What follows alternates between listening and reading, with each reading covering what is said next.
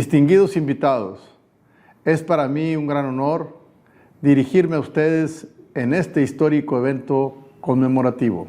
Como representante del gobierno y la comunidad de Matamoros, celebro con beneplácito la oportunidad de conmemorar 172 años de la heroica defensa de nuestra ciudad en octubre de 1851.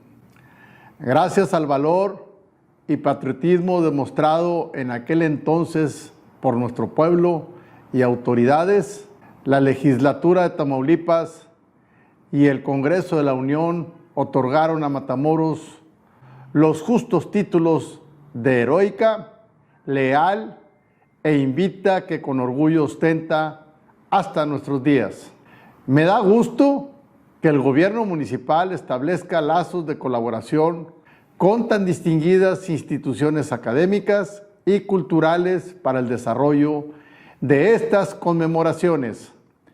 Instituciones como la Universidad Autónoma de Tamaulipas, el Colegio de la Frontera Norte, la Academia Mexicana de la Historia, la Sociedad Mexicana de Geografía y Estadística, la Sociedad Tamaulipeca de Historia y la Sociedad de Historia, Geografía y Estadística de Matamoros.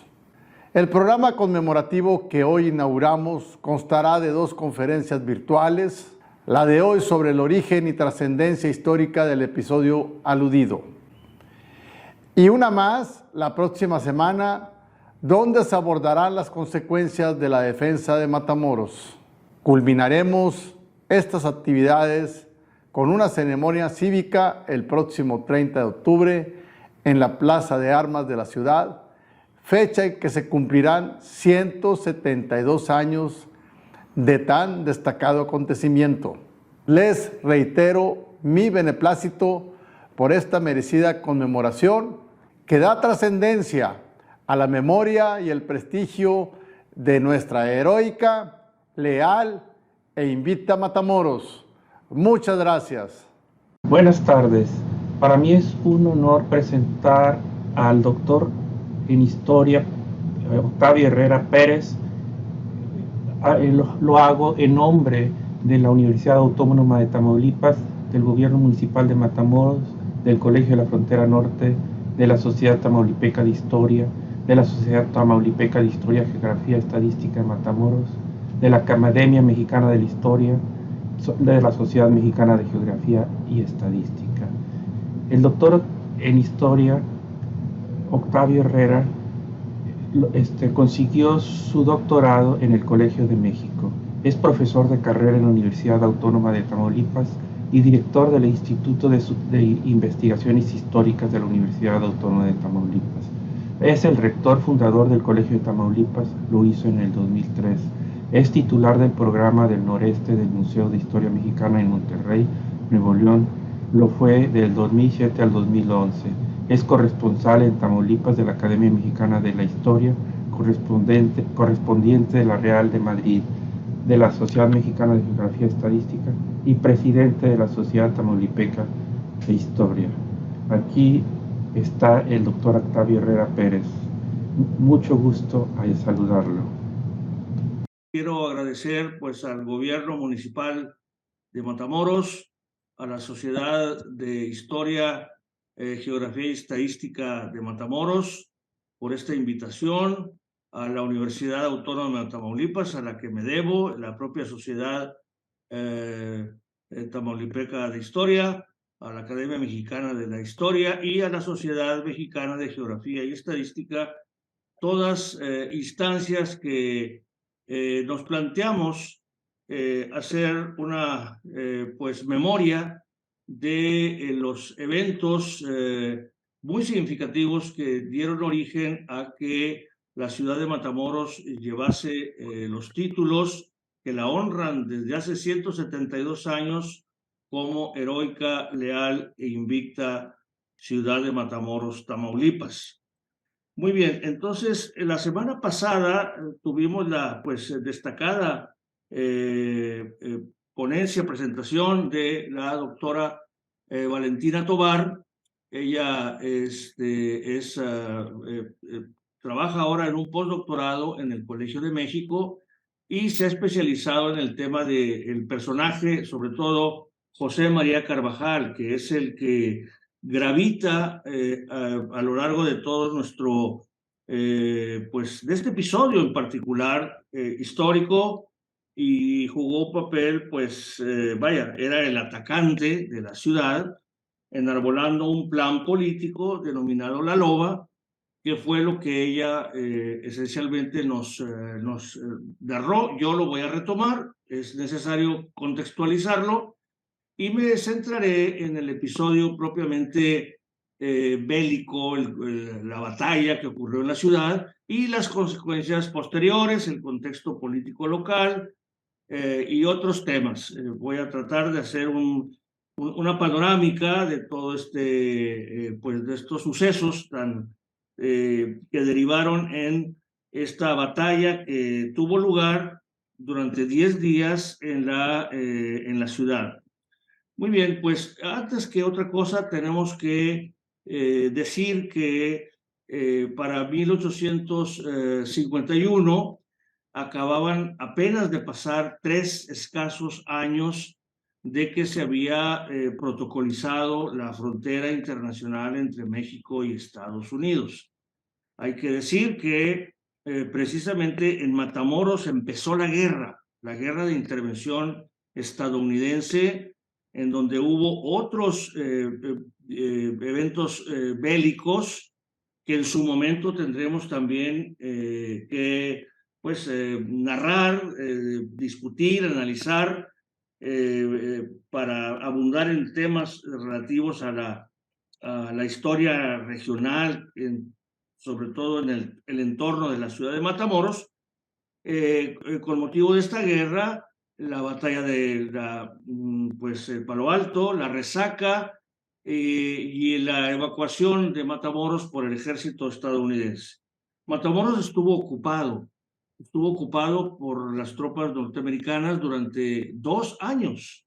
Hubo una administración yanqui de la ciudad y al mismo tiempo que esto ocurría, se formó una ciudad gemela del otro lado del río, es decir, la ciudad de Brownsville. Y Brownsville fue producto de un comerciante que ya radicaba en Matamoros desde 20 años atrás, ¿sí? Representando una casa de comercio de su familia proveniente de Connecticut, el señor Charles Tillman.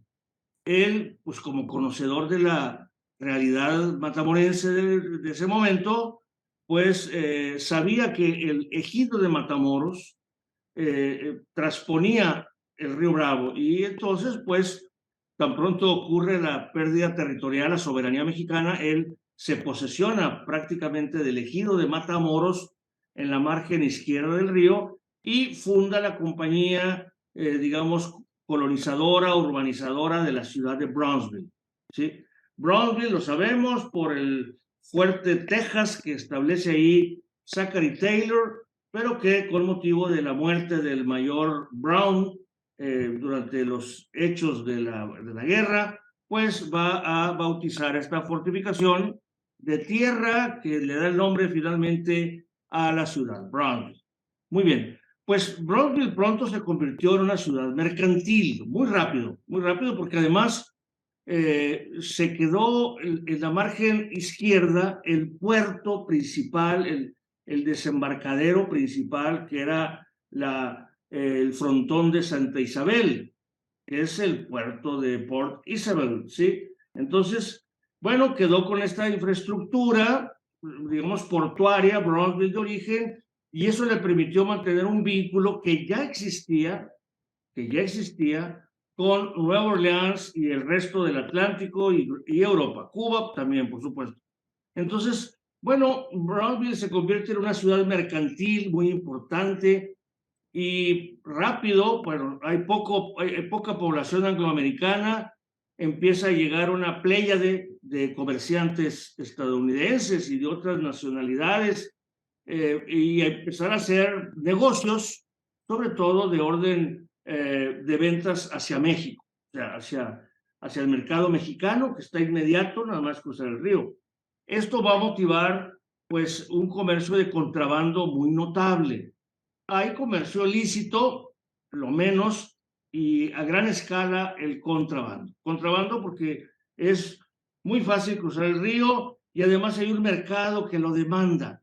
Esa es una realidad, porque los norteamericanos ya habían inoculado al mercado mexicano, sobre todo a este gran norte de México que partía de Matamoros, porque los estadounidenses, una vez que ya controlaron la situación, financiaron la ocupación con, digamos, con el comercio.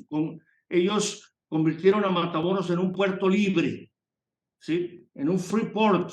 Entonces, introducían mercancías sin pago de impuestos, más que digamos, una cuota de tonelaje básica, y todo entraba al país, mucho tabaco, muchas telas, y se inundaron los mercados del norte de México con lo que los estadounidenses financiaron, insisto, su ocupación. Entonces, quedó ya esa nueva red de comercio que los americanos establecieron, y Matamoros, pues, hombre,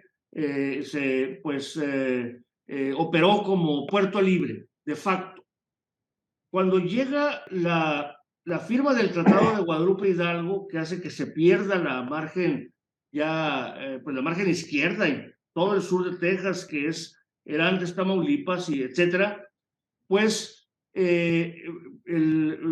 digamos el Estado, bueno, el gobierno mexicano empieza a reocupar la frontera, empieza a tener una nueva presencia y a instalar sus instituciones, sobre todo, pues, lo que es básicamente el ejército, algunas brigadas y también, digamos, la fiscalidad, ¿sí? Los agentes aduanales, algunas brigadas, sobre todo, hay un par de ellas, finalmente se instala en Matamoros la brigada encabezada por el general Francisco Ábalos, un personaje que proviene del ejército mexicano, tenía su base por Veracruz un poco antes de la guerra, y después finalmente llega a Matamoros, Francisco Ábalos. Y por el lado de la fiscalidad, pues rápidamente se reimplanta digamos, las leyes aduanales, las ordenanzas de aduana que estaban vigentes desde el año 845, que eran leyes bastante prohibitivas, bastante, digamos, limitaban demasiado al comercio, ¿sí?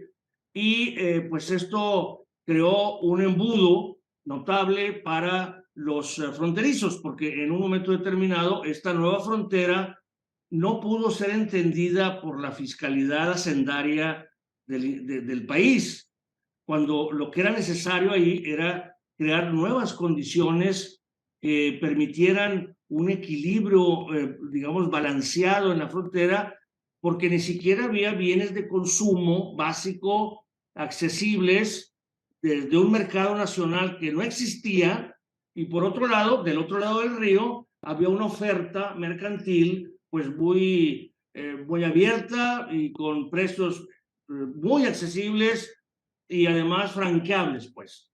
Pero entonces el gobierno nacional no lo entendió, impuso aranceles muy altos, prácticamente del cobro de, pues, muy altos, algunos casos hasta el 100% de las mercancías importadas, y por otro lado estableció una policía fiscal, el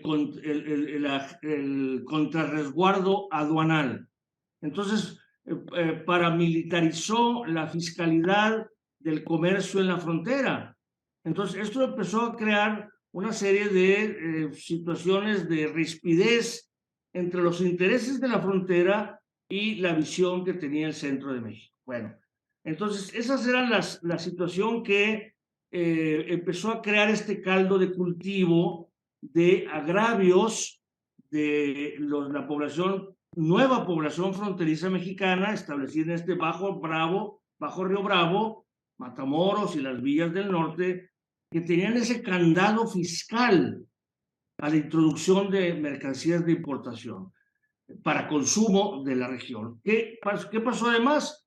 Pues que la construcción del nuevo sur de Texas demandó mano de obra y mucha población mexicana pues fue recibida ampliamente del otro lado del Bravo, en donde empezaron a tener pues trabajo y solventar la vida.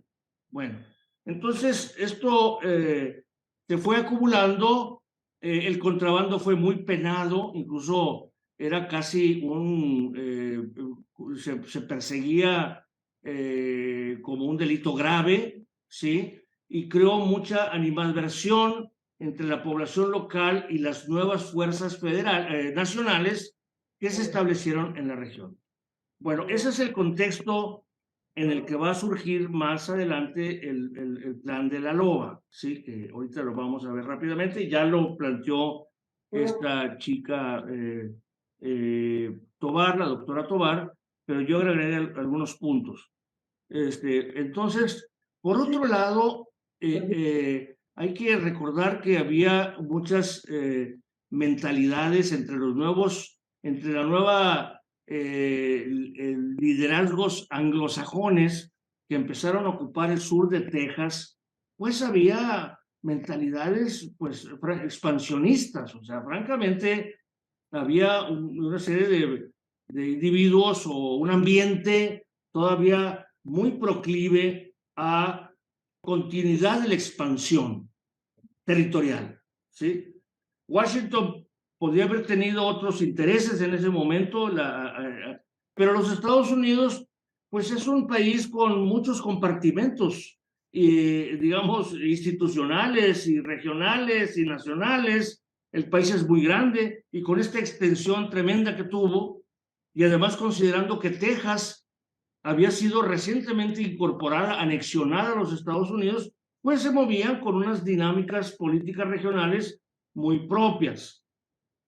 Entonces, estas mentalidades díscolas de pretender una expansión territorial gravitaba todavía en el terreno, al grado de llegarse a circular en Matamoros algunos bulos, por ejemplo, un plan que circuló por ahí en el año 850 en medio de un motín extraño, en donde decía que era un plan muy general, se veía que estaba redactado por un estadounidense, por la redacción misma, en la traducción que hicieron, porque se publica en inglés y en español, y se llamó algo así como el plan para establecer la República de la Sierra Madre, ya que empezaban a circular con esa idea de una eventual expansión territorial. O sea, era como tantear el ambiente y circular. Le llamaban la independencia de los 7 estados septentrionales, algo así. Entonces, bueno, pues esto hacía confirmar a la población, digamos, fronteriza, en este caso Matamoros, que era la población más, digamos, más poblada, de población mexicana. Matamoros para ese tiempo tenía pues al menos 30 años de ser una ciudad en forma. Hay que recordar que desde los años 20 Matamoros se convierte en una plaza mercantil cosmopolita, con un activo, digamos, movimiento portuario. Es un enclave mercantil extranjero, sí, pero esto atrae a una gran cantidad de población mexicana. Además, aquí se estacionó el Ejército del Norte y se configuró una sociedad, digamos, con cierto grado de complejidad y digamos, de evidente raíz mexicana. O sea, de Matamoros tendría en esa época, pues, rondando los 10, 15,000 habitantes. Entonces, pues, había una población significativa para la época, y ellos muy bien se daban cuentas. Esto había ocurrido desde la independencia de Texas, poco atrás, de que los angloamericanos eran duros, o sea, eran racistas, eran supremacistas, y además a los que ellos consideraban razas inferiores, pues los trataban mal, o sea, los trataban bajo digamos, un tratamiento vertical muy enérgico. Había esclavitud en Texas, ¿sí?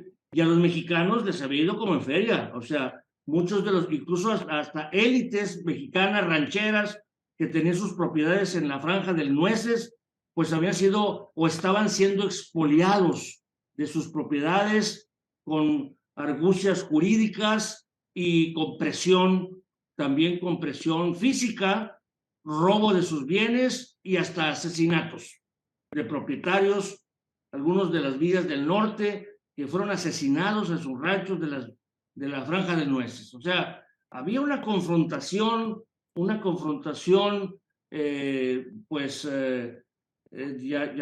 digamos, entre dos culturas, ¿sí? Que ya por primera vez se confrontaban, más allá de la guerra, la cotidianidad era esta nueva frontera que los ponía de lo inmediato.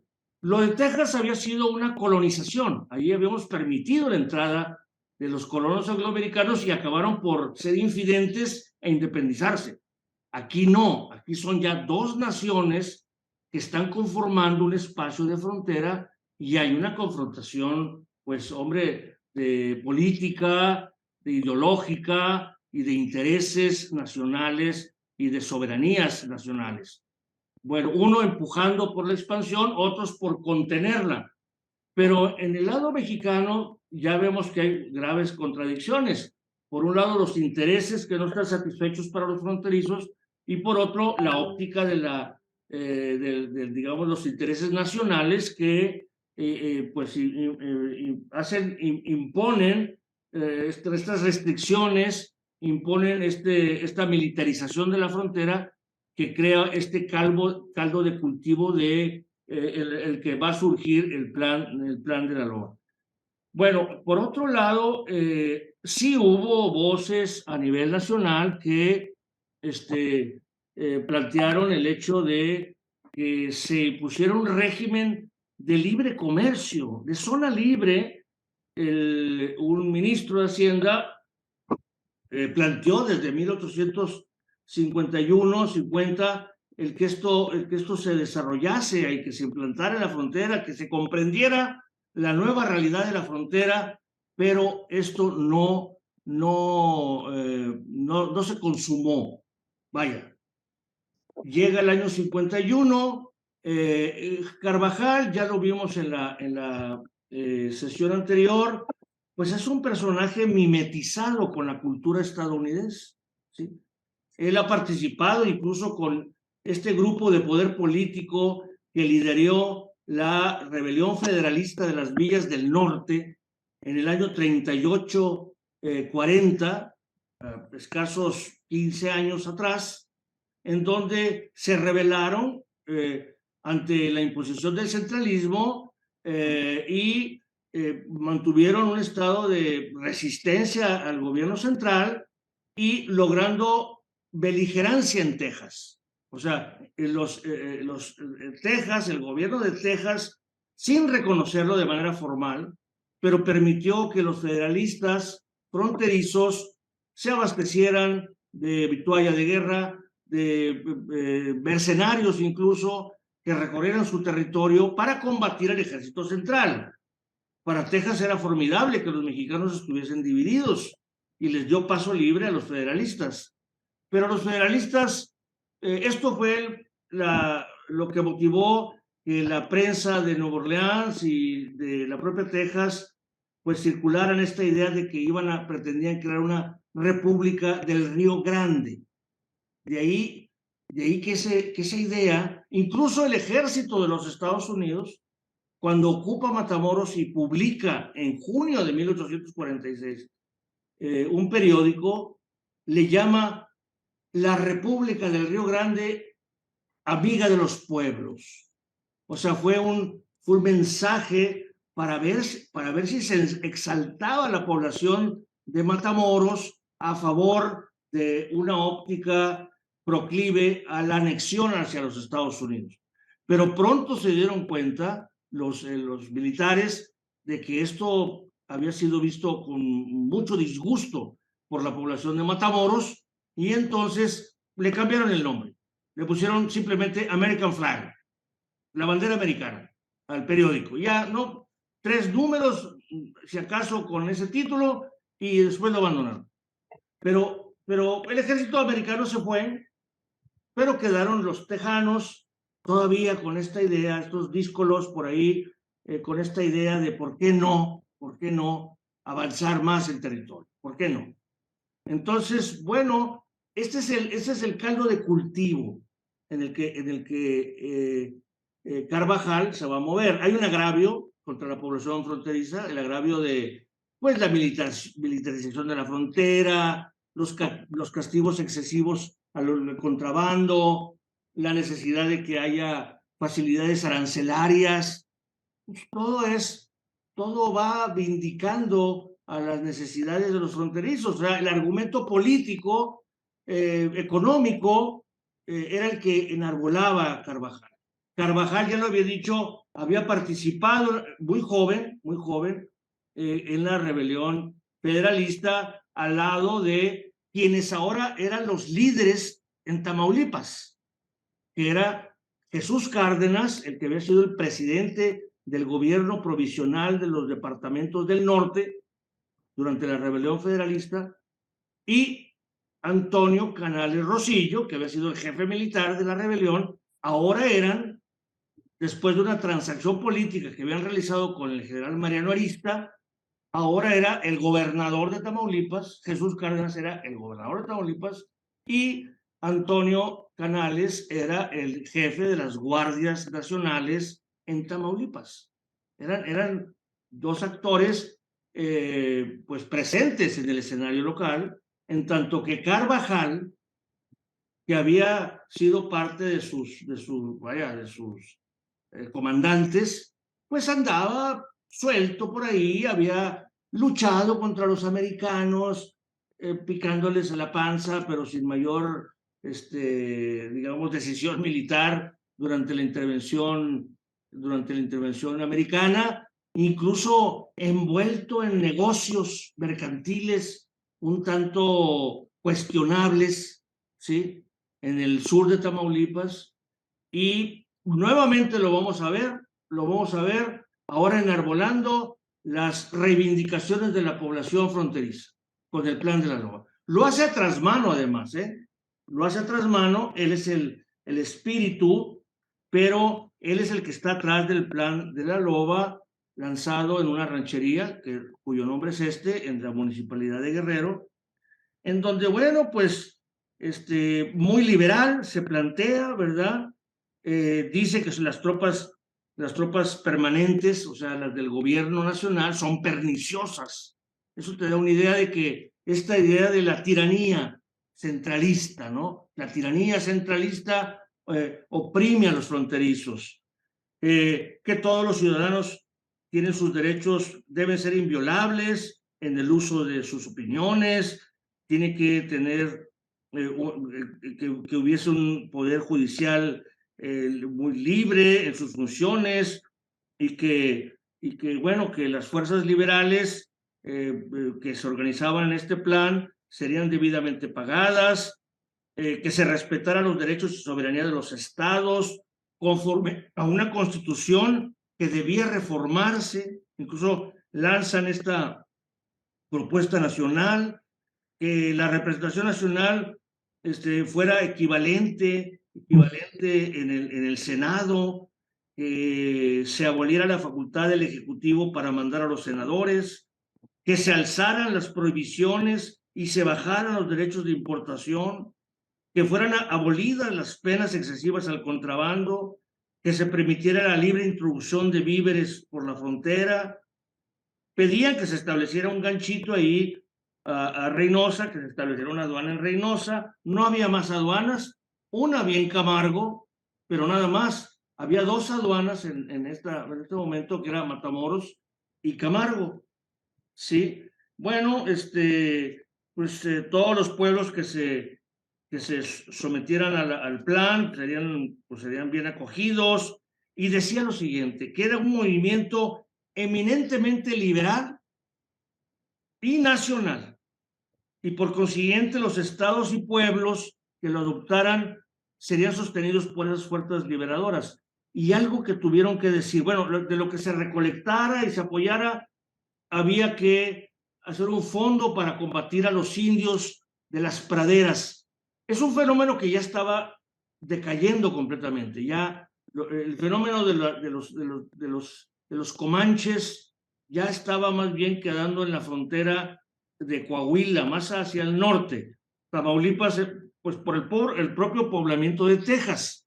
Entonces, bueno, esto está, pero aún así se consigna en el plan. Y una cosa muy importante en la parte final del plan, en donde señala que, pues, que por supuesto negaba cualquier situación que, bueno, lo decía muy claramente, que era un plan que de ninguna manera planteaba deseos separatistas o anexionistas, ¿sí? O sea, subrayaba este punto como algo pues, significativo, pero, y he aquí la contradicción, he aquí la contradicción. Pues, ¿de dónde vas a reclutar gente para un movimiento armado? ¿De dónde la vas a reclutar en ese momento? Pues entonces, bueno, sí había pues población que se enroló, sobre todo de las villas del norte, que era la misma población que había participado también activamente en la rebelión federalista. O sea, eran aguerridos, era gente de armas, recuerden que habían combatido contra los indios, eran gente armada, era gente de frontera, y bueno, había muchas redes de parentelas familiares en todas sobre todo las villas del norte. ¿Cuáles son estas? Desde Reynosa, por eso ese guiño a Reynosa, Camargo, que era una plaza del gobierno central, había una guarnición nacional ahí, pero había redes de familia, y más allá Mier y Guerrero, donde se genera el plan, y la nueva villa de Monterrey Laredo, pues Nuevo Laredo. O sea, había población, digamos, que logró reunir pues un medio centenar de pobladores de la frontera, pero ojo, el resto de la tropa que organiza y enrola Carvajal son estadounidenses, ¿sí? Son mercenarios, son soldados a sueldo, al menos en la batalla de Matamoros participan alineados con Carvajal 300 mercenarios estadounidenses. Y bueno, ahí había de todo. Había pues hasta europeos recién llegados que ya tenían la categoría estadounidense y andaban ahí en la ola, ¿sí? Eran soldados de fortuna, ¿sí? Al menos 300, y más adelante en la batalla del Paso del Azúcar era la mayoría de la gente que traía Carvajal, casi 500, en febrero del 52. Bueno, entonces, pues era una contradicción, porque por un lado hablas de que no vas a tener la tentación anexionista o separatista, y de repente traes un contingente pues de cientos de extranjeros en tus líneas. Tan solo por decirles cuál era el Estado Mayor de Carvajal. El segundo en jefe de la tropa de Carvajal era John Salmon Ford. John Salmon Ford era el recién llegado jefe de los Rangers de Texas, del sur de Texas. Eran individuos voluntarios estadounidenses que se le habían unido al ejército de Taylor en todo el operativo del noreste hasta llegar a la Angostura, la batalla de Monterrey y la Angostura. Y una vez que ya se acaba la guerra, pues son licenciados y quedan pues en el sur de Texas. John Salmon Ford se queda en el sur de Texas, en Brownsville, por ahí anda merodeando, ¿sí?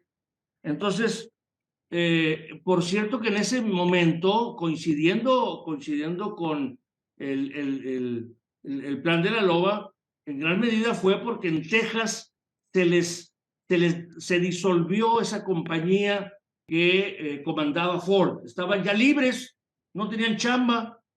Y claro, pues claro, Carvajal les dijo, pues yo te doy trabajo, vamos a una rebelión allí del otro lado del río, vamos a tirar balazos y pues se incorporan con Carvajal. Entonces, y menciona algunos otros. John Salmon Ford, que es el jefe, es el segundo en jefe del ejército libertador que encabeza Carvajal. Y bueno, McMicken es el jefe del staff de Carvajal, es el jefe digamos, de su guardia personal. Robert Watt, el comandante de artillería. Andy Walker, el comandante de los Rangers, estos Rangers que comandaba Ford, pero ahora ya están bajo su mando. O el capitán Howell. Este Howell era nada menos que cuñado de Jefferson Davis, el personaje que anduvo aquí durante la guerra y que va a ser presidente de la Confederación durante la Guerra Civil. De ese grado. O sea, ese es el nivel de los personajes que participan. Además, tenían por otro lado apoyo económico del comercio de Brownsville, ¿sí? Hay que recordar que en Matamoros había pues, una vez que se restablece la soberanía mexicana, pues había comerciantes de varias nacionalidades, británicos, franceses, españoles y también estadounidenses, ¿sí? Y que hacían buenos negocios en Matamoros. Cuando se forma Brownsville, pues se empieza a crear otra agrupación mercantil, pues que compite con Matamoros, obviamente por el mercado de la frontera. De ahí que esto va a ser una lucha que va a seguir hasta la creación de la zona libre. Entonces, pues este comercio de Brownsville, que está recién fundada la ciudad, lo que le interesa es pues afianzarse, hacer buenos negocios, y como tiene la traba de los aranceles, pues lo que va a hacer es propiciar la rebelión de la loba. Y al propiciarla, pues va a financiarla. Y esto va a permitir, por ejemplo, que se está documentado que durante el ataque a Matamoros, pues cruzó por Camargo hacia el interior un contingente de contrabando calculado en 2 millones de pesos, ¿sí? De contrabando salido de Brownsville, ¿sí? Muy bien, pues entonces Carvajal, ¿qué se propuso? Primero ataca a Camargo, logra ocuparlo, ¿sí? Militarmente, como parte, eso fue en septiembre de 1851, y muy pronto se enfila hacia Matamoros, ¿sí?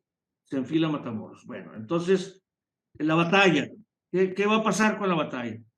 En Matamoros, pues está la Brigada Ábalos, que es un cuerpo del ejército mexicano, y por otro lado, pues está guardias móviles, guardias nacionales,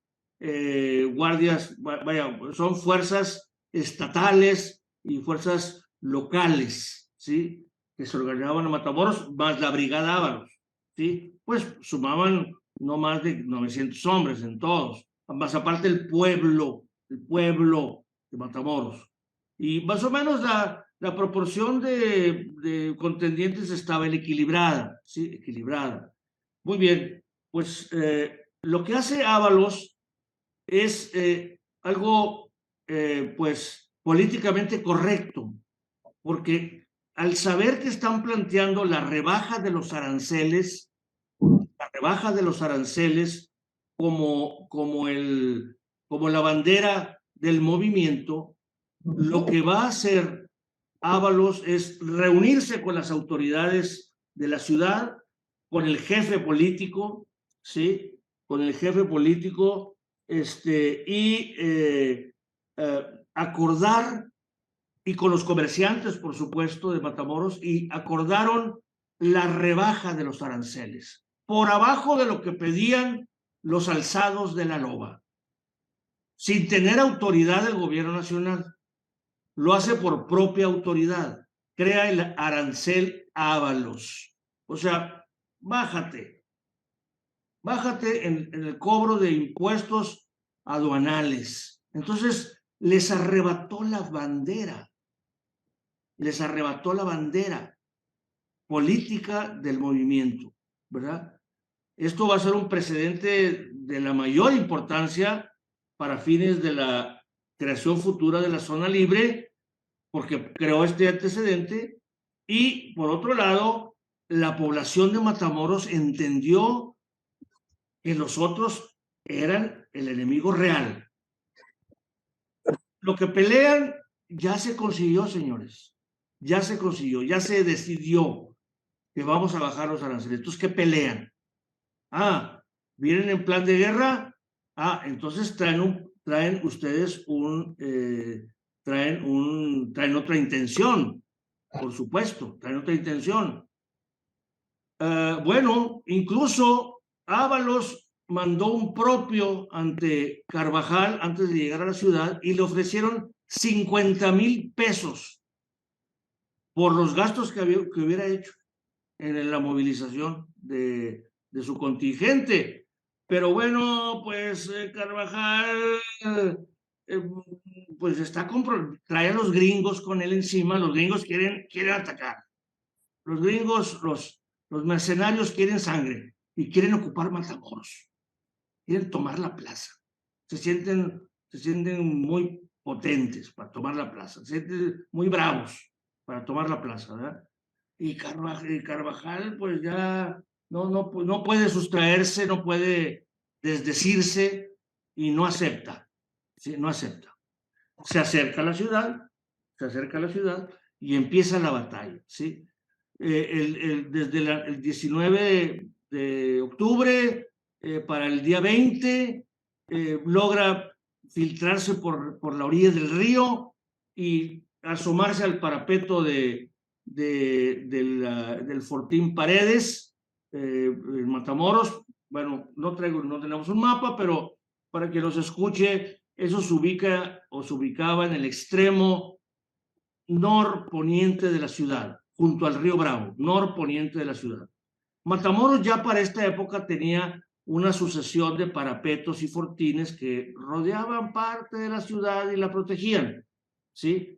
Más aparte, algo que yo ahorita de momento trato de ubicar como el Fortín Arista, que se ubicaba más o menos, eso quiero pensarlo, dada la descripción de la batalla, a la altura de lo que sería la culminación de la calle Sexta hacia donde estaba el drive-in, enfrente, por donde cruza la vía del tren hacia el puente viejo. A esa altura debió estar el fuerte Arista, según mi hipótesis, ¿sí? Por la descripción que hace, porque se mencionan otros fuertes, el fuerte Bravo y Mina, que estaban a la izquierda, desde las líneas del centro de Matamoros, que eran pues las puertas poniente de la ciudad.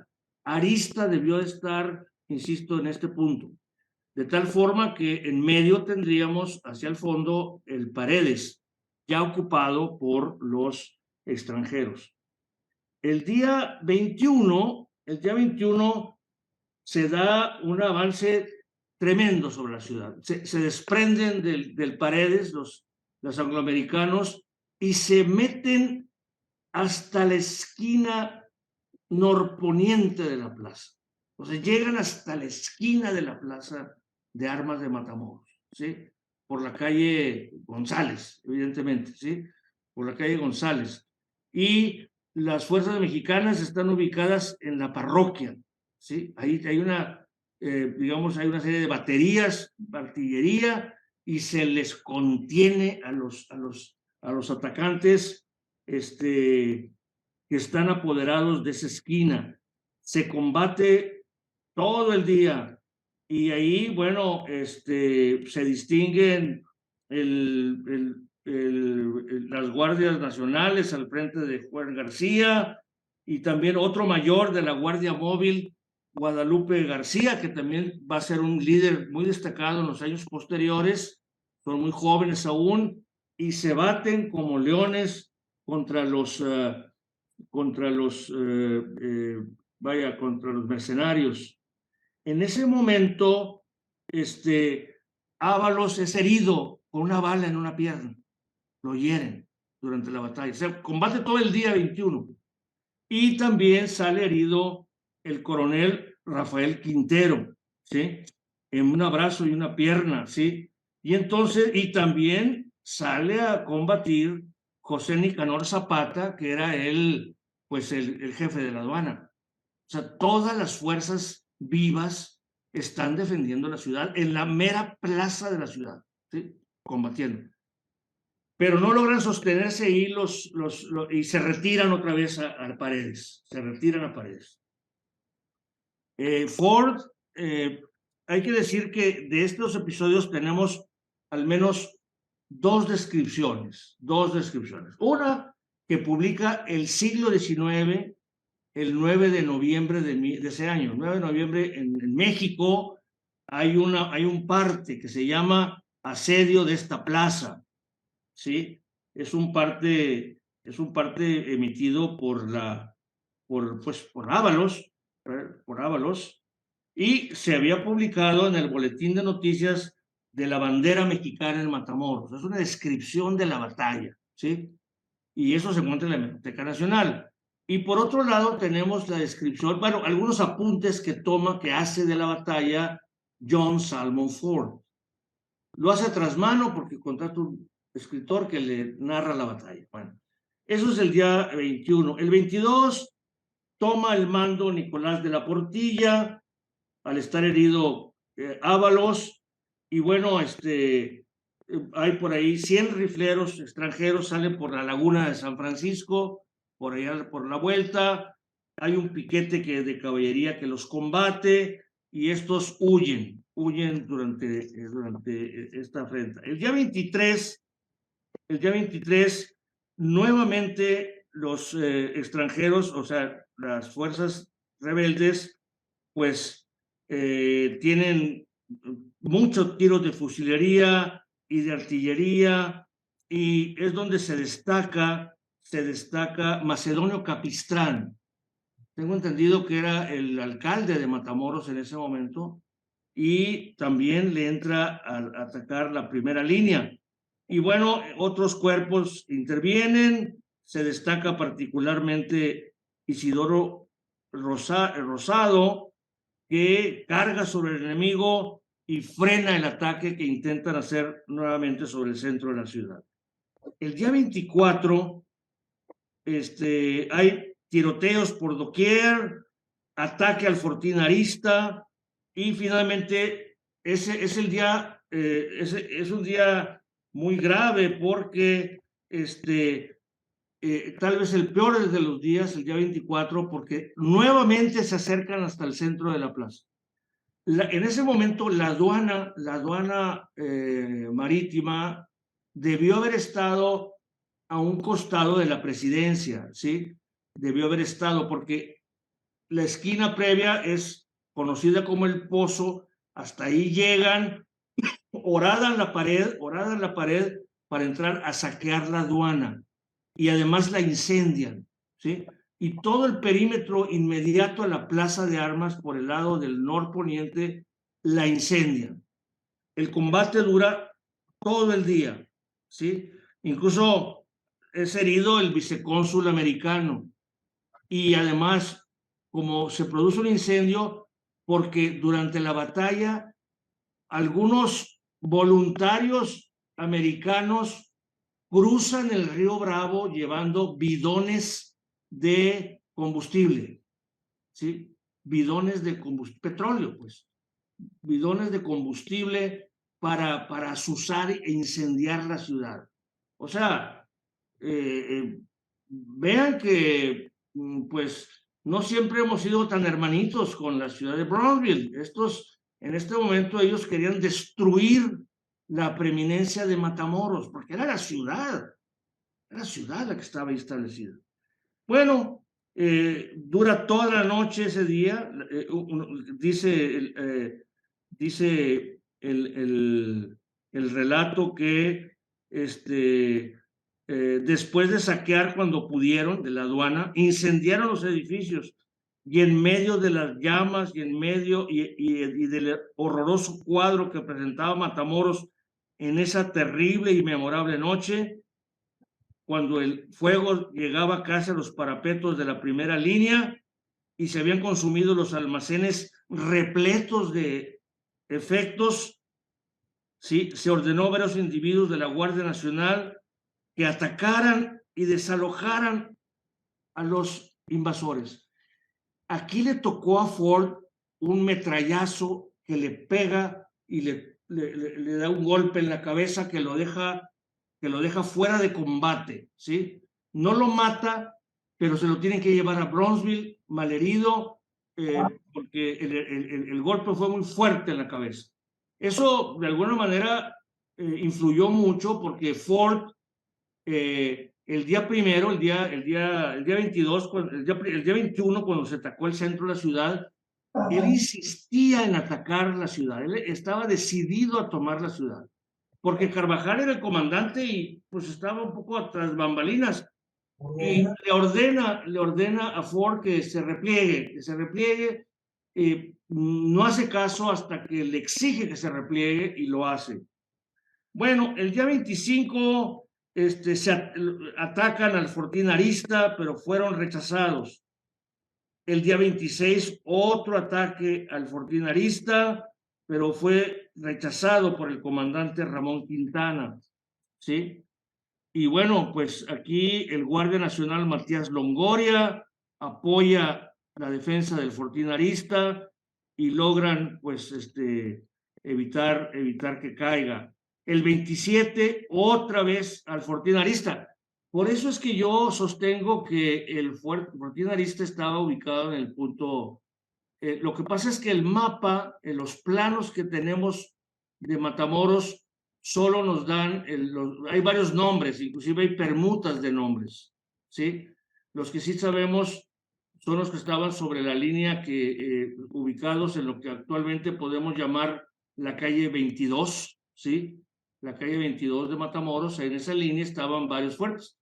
Tengo, o sea, la Puerta de Monterrey, que se llamó durante unos años, que tuvo otro nombre también, cambiaban de nombres, pero el Fuerte Arista, en los planos que tenemos de Matamoros, no tiene nombre. Y yo supongo por la ubicación debió haber sido el que apoyaba el flanco derecho de la línea de defensa de Matamoros.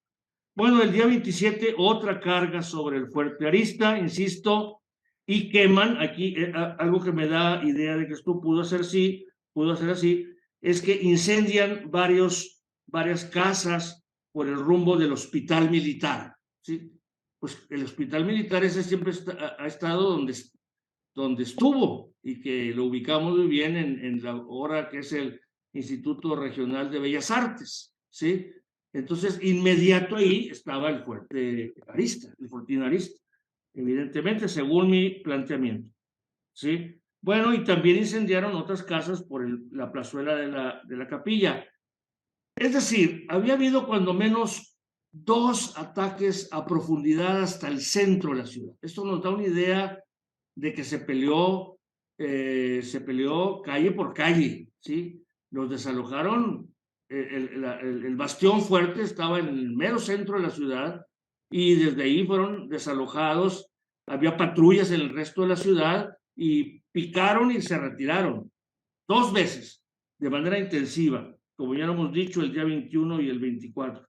Bueno, el 28, tiroteo general, otro ataque al Fortín Arista, pero fue rechazado como siempre, ¿sí? El 29, tiroteos, un movimiento por el rumbo de las lagunas de San Francisco, y bueno, por la noche finalmente pues hay por ahí algún ataque avanzadas por ciertas líneas, pero ya no se atreven a atacar el centro de la ciudad.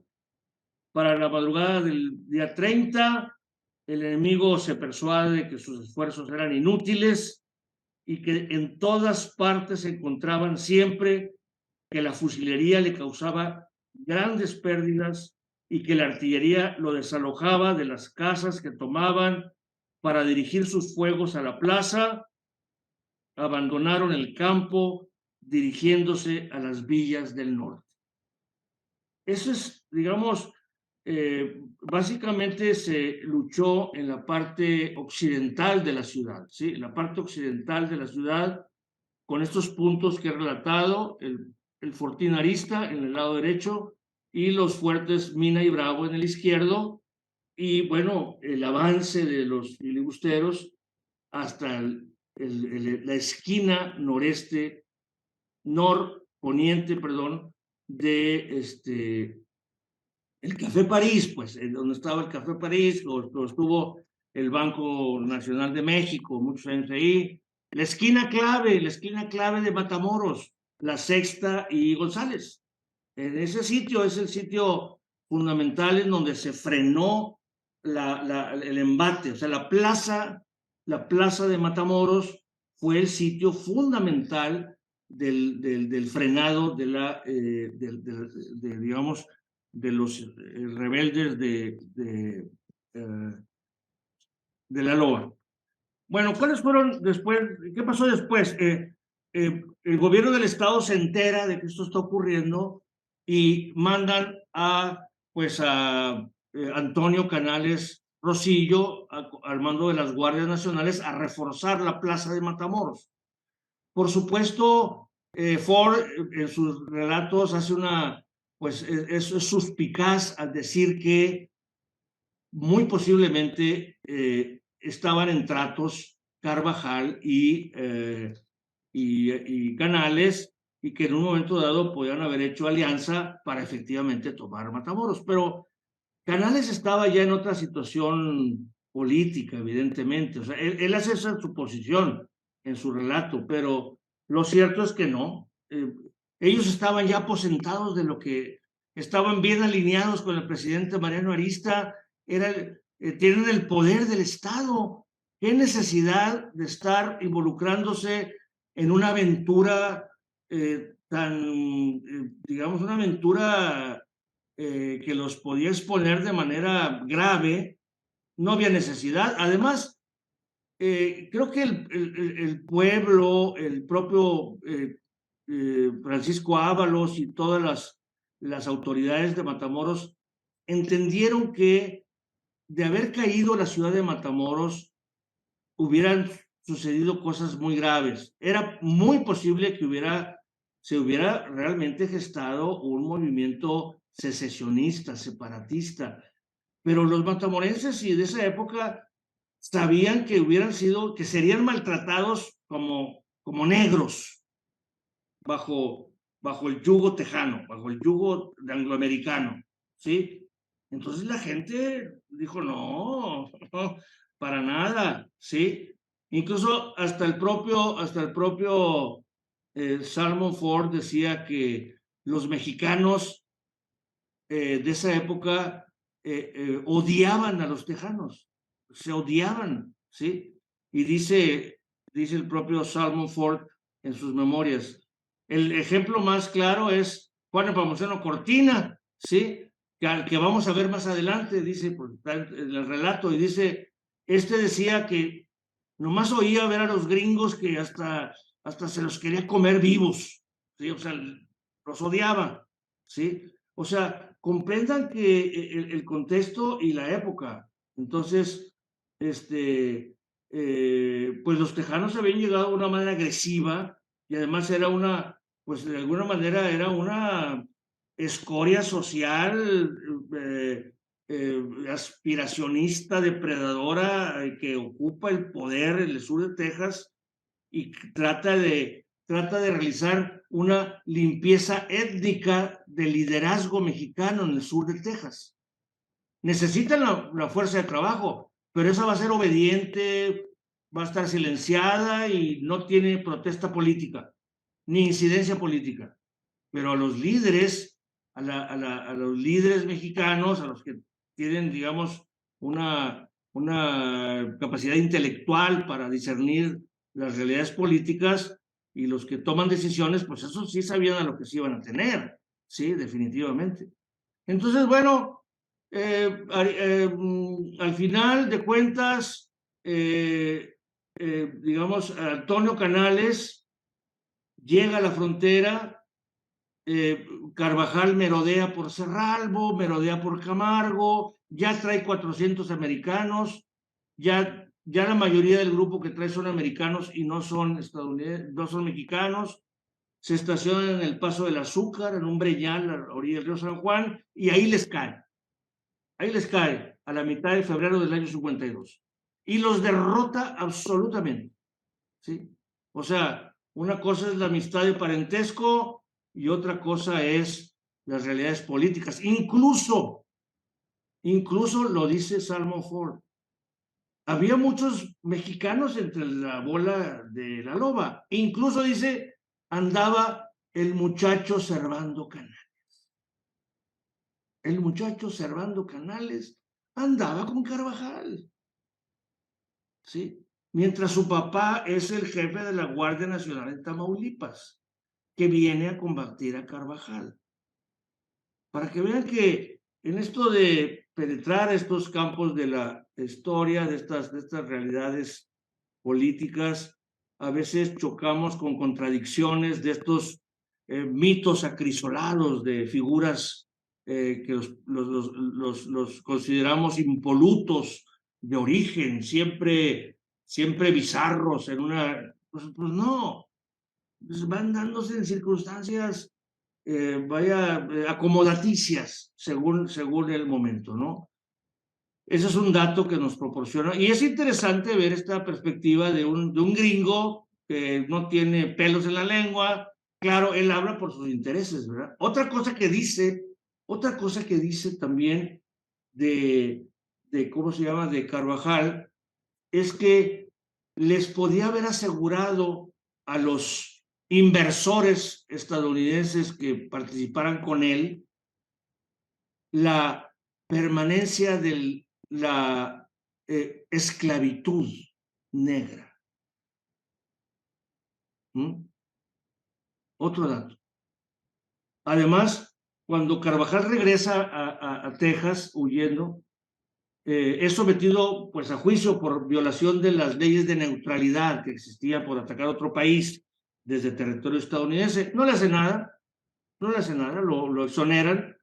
Incluso Mifflin Kennedy, que es de estos nuevos empresarios gringos que llegan a la región, y incluso se casa con mexicana, pero es gringo, con la mentalidad anglosajona, le propone a Carvajal que forme un gobierno provisional, como lo habían hecho los fronterizos para otras 15 años atrás, que forme un gobierno provisional con miras a seguir insistiendo en crear una posibilidad de una escisión territorial. O sea, no podemos dejar de considerar que esto estuvo en la balanza, estuvo en el juego de las posibilidades de las decisiones que pudo haber tomado Carvajal, ¿sí?, en su imprudencia política. Entonces, bueno, no se decide, acude incluso a una feria que hay ahí en Corpus Christi, donde hay una playa de personajes americanos, militares y pues comerciantes que discuten sobre la realidad de México, ¿sí? Discuten sobre pues cómo veían la situación mexicana, incluso con esta mentalidad intervencionista de decir, no, pues en México es un desastre, vamos a intervenir, pero necesitamos un líder. Díganle a Carvajal que si se anima, lo apoyamos, pero pues tiene que darnos garantías de que el negocio nos va a salpicar, ¿sí? Pero esto no ocurre finalmente. Bueno, pues esto es finalmente se disuelve el tema de Carvajal. Carvajal va a tratar de reivindicarse en la reforma y más allá. Va a atacar Matamoros en 1862. Se nos olvida el Carvajal del 1862, en donde es ahora liberal, es ahora miembro de un partido político, los rojos, ¿sí? Que están luchando contra los amarillos en una contienda electoral.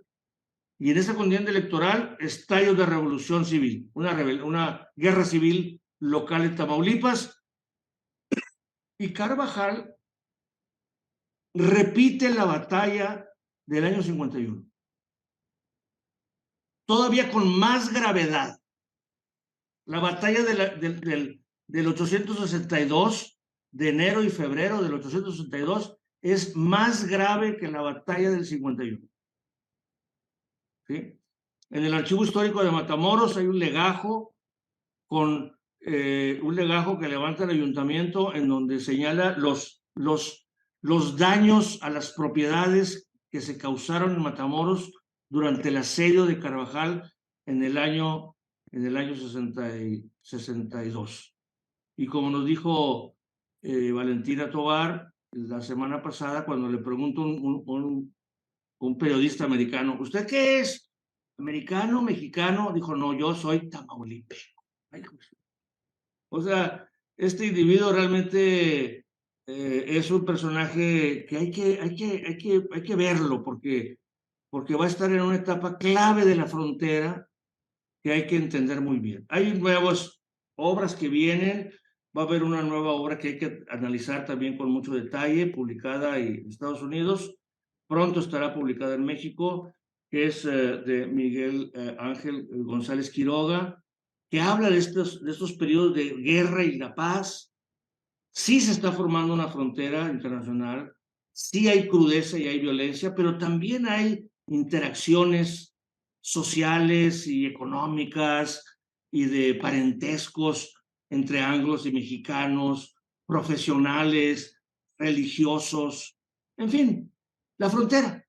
Se está formando un entramado, pero claro, hay hombres ambiciosos, perversos, que quieren definir los destinos de las cosas y ocurren episodios como el Plan de la Loba y los sucesos de Matamoros del año 51. Bueno, con motivo de este evento, el gobierno de Tamaulipas decreta a Matamoros como heroica e invicta, ¿sí? Heroica e invicta por la participación de todo el conglomerado de sus instituciones, desde las instituciones nacionales, las estatales, las guardias nacionales, el ayuntamiento, el pueblo de Matamoros. Eso es lo destacable.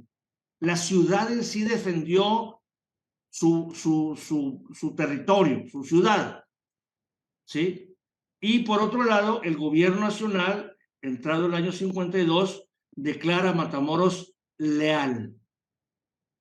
El término de la lealtad. ¿Y por qué?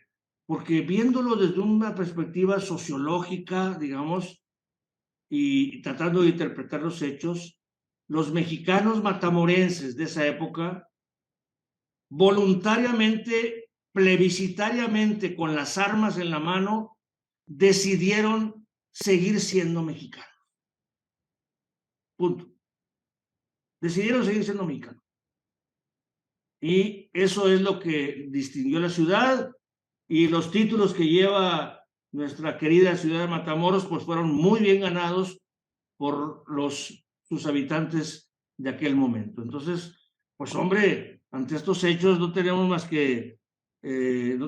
que sentirnos orgullosos de que una ciudad como Matamoros, que es el pivote original de la frontera internacional, tenga estos distintivos, y eso realmente es una pena que Matamoros se haya perdido, se haya diluido este recuerdo, esta memoria localmente, que en el Estado no se recuerde y que en la nación tampoco. Entonces, eso es grave porque un hecho de esta naturaleza hizo que la frontera se haya mantenido en el lugar en el que permanece y en el que sigue siendo un sitio en que se forja la nación todos los días en función de su vínculo internacional con los Estados Unidos.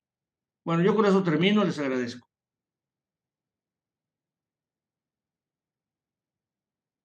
Muy bien, mi querido Octavio. Yo creo que has hecho un repaso muy detallado de los eventos del 51 del siglo XIX y vamos a abrir los micrófonos para quien quiera hacer el uso de la palabra pueda hacer las preguntas pertinentes. Y me voy a imponer yo, ya que tengo la palabra, haciéndote algunas preguntas, mi querido Octavio, tal vez tú las puedas responder. Y lo que yo quiero destacar fundamentalmente es algo muy importante que tú mencionaste, que es la participación de la población común de Matamoros. Más allá de las fuerzas militares que estaban apostadas aquí en Matamoros, la presidencia de Capistrán y las demás organizaciones que defendieron la ciudad. Quiero destacar el hecho de que fue el pueblo el que hizo la diferencia en este sentido. Mencionabas del por qué no querían a los gringos, especialmente a los gringos de Texas.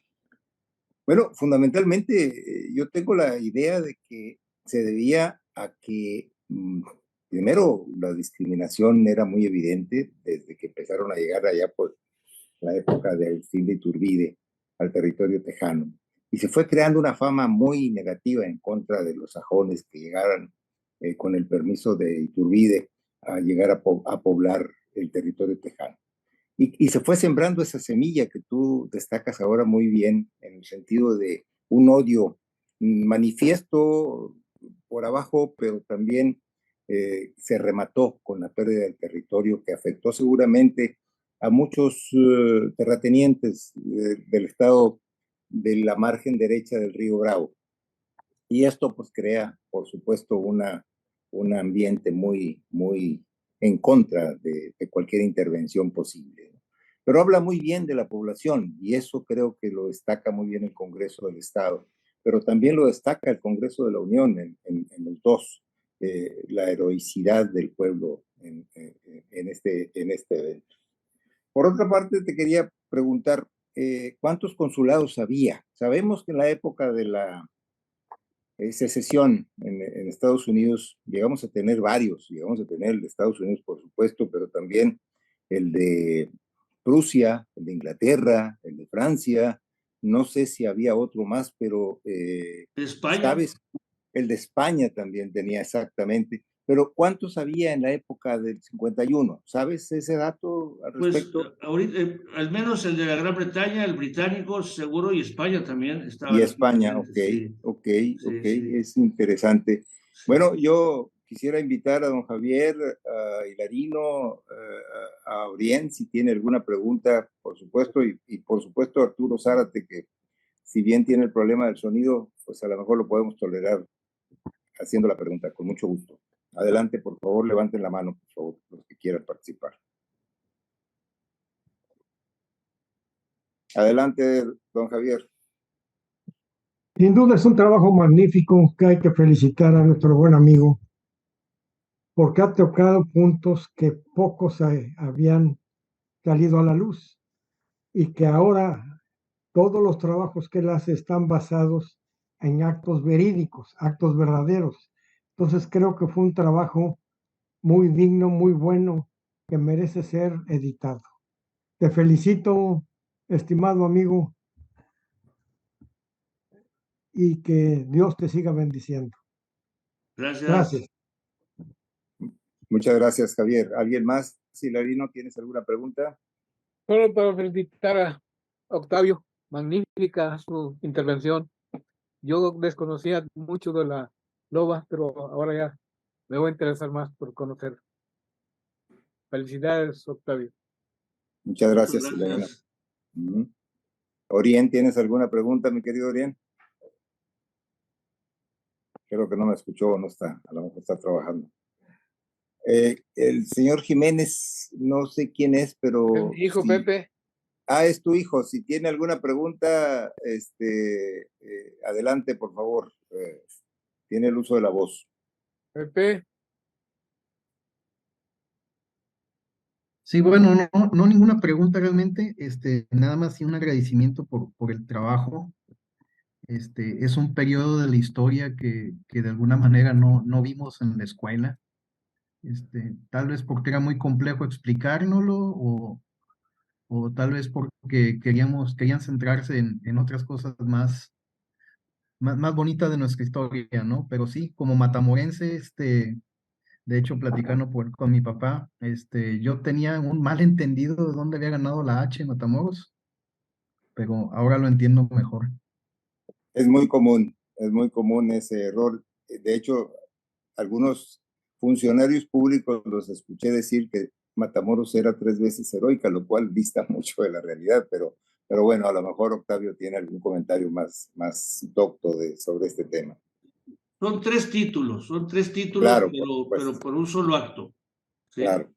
Son 3 títulos. Lo que pasa es que, bueno, pues para eso es justo el trabajo del quehacer de los historiadores, ¿sí? El tratar de aportar con el conocimiento a estas complejas realidades pues históricas, ¿no?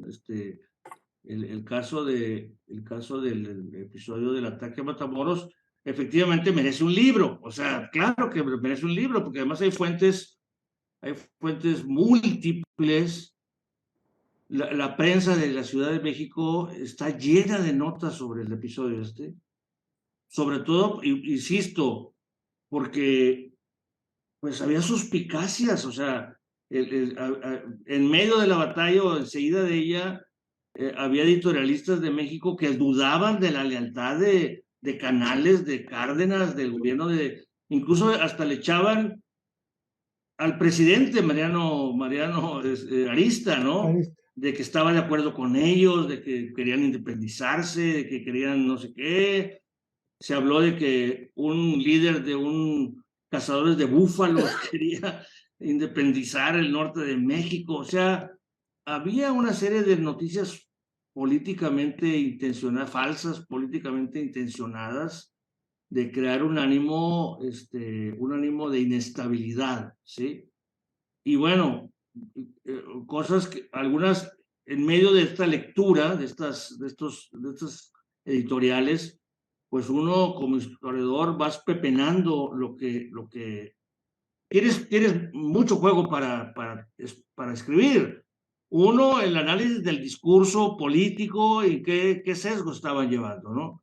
Por otro, te dan información también, te dan información de hechos reales y lo demás, pues es una contextualización de la época que también es historia, aunque no haya ocurrido, que haya sido una ocurrencia del editorialista, pero sin embargo era un posicionamiento. Es como ahora, es como hoy mismo, en un proceso electoral surgen noticias falsas con intenciones de que se conviertan en verdades.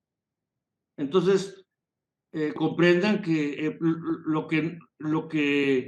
lo destacable aquí era que no se comprendía completamente el gran peligro que todavía tenía México de ser mutilado nuevamente en términos territoriales.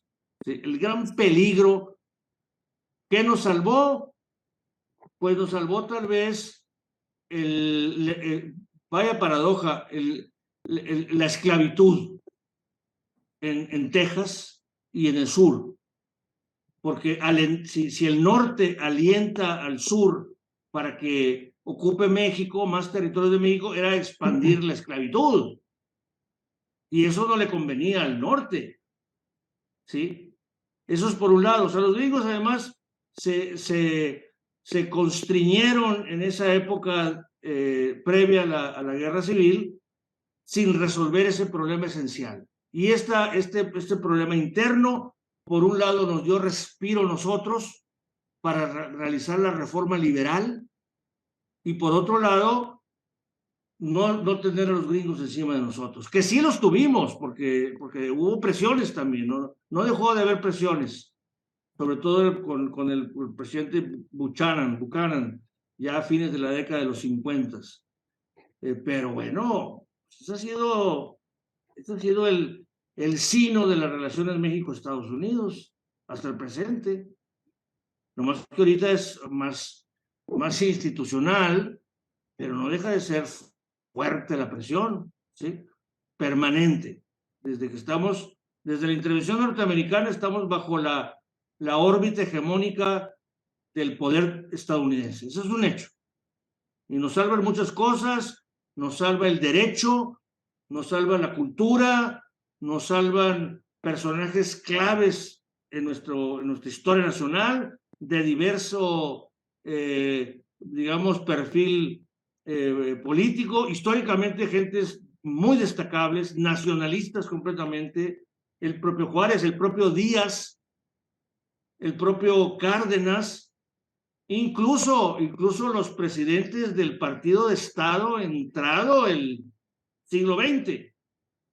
El único bache terrible que tenemos fue con estos neoliberales que pues han sido entreguistas y vendepatrias, pero hoy estamos viviendo otro nuevo proceso nacionalista que trata de que México mantenga su posición ante digamos, al poder estadounidense. Pero bueno, esa es la historia de México. Gracias, Octavio. Yo quisiera ahondar un poco en lo que decía el hijo de Hilarino, en el sentido de que desconocía. Bueno, no está solo, joven Jiménez. Es un hecho importante lo que acabas de decir, porque es una realidad que lastima. Nos sentimos muy orgullosos de los 3 títulos que tenemos por ser, creo, la única ciudad en toda la República que lo ostenta de esa manera, 3 diferentes. Pero también debo decirles que por pláticas con Octavio hemos tomado la decisión de corregir esto de alguna manera, haciendo y elevando y provocando las gestiones ante el Cabildo de Matamoros para que se inserte en el calendario cívico de la ciudad, del municipio, la festividad y el reconocimiento para que cada año, el día 30 de octubre, así lo vamos a plantear, según comentamos Octavio y yo, la posibilidad de que el municipio lo eleve a rango obligatorio de llevar a cabo una ceremonia cívica para recordar estos hechos y difundir lo que acaba de explicarnos Octavio y muchas cosas más que están todavía en el tintero, ¿no? Creo que eso es algo importante de resaltar, y el lunes que tengamos la ceremonia cívica, a mí me va a tocar, así lo acordamos y así está ya en el programa que se estableció, la lectura de los 2 decretos, el del Estado y el de la Unión, y en ellos, a partir de ese momento, voy a elevar a nivel público, ya se lo comenté al presidente municipal y ahora lo voy a hacer público a partir del lunes como gestión de la Sociedad Tamaulipeca de Historia, Geografía y Estadística de Ciudad Victoria y también de la Sociedad Tamaulipeca de Historia, Geografía y Estadística de Matamoros. Conjuntamente vamos a elevar esa gestión. Obviamente nos va a tocar a nosotros la labor de hacer las gestiones directas y la defensa seguramente en las reuniones de cabildo, esas que se acostumbran para reforzar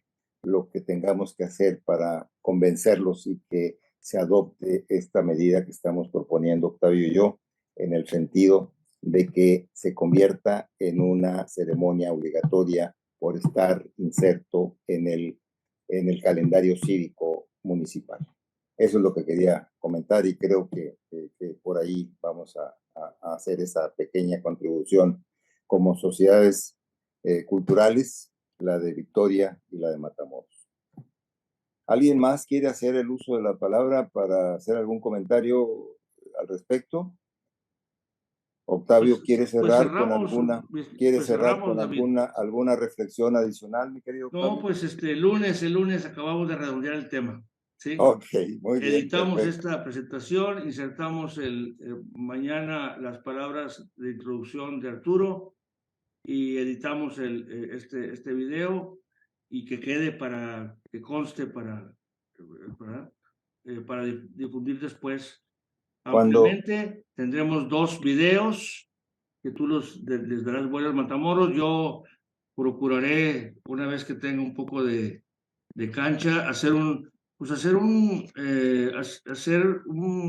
texto sobre la batalla de Matamoros, ¿sí? Perfecto. Y los hechos de la época, ¿sí?